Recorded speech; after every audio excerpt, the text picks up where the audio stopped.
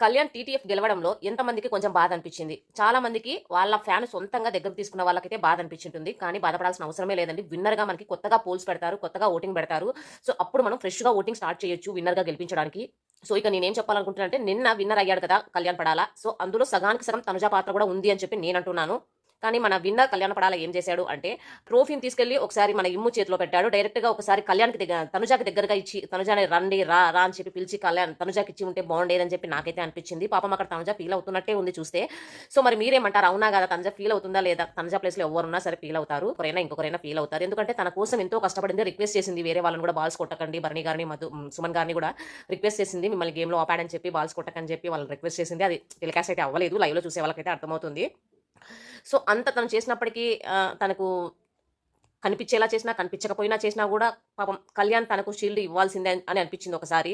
రా, రా అని చెప్పి పిలిచి ఇవ్వాల్సింది. ఇమ్ముకి బదులు తనుజకి ఇచ్చింటే బావుండని చెప్పి నాకైతే అనిపించింది. సో, మీకేమనిపిస్తుంది? మనకు దగ్గరలో 1,000కి దగ్గరలో ఉన్నాం. ప్లీజ్ లైక్ చేసి సబ్స్క్రైబ్ చేసుకోండి.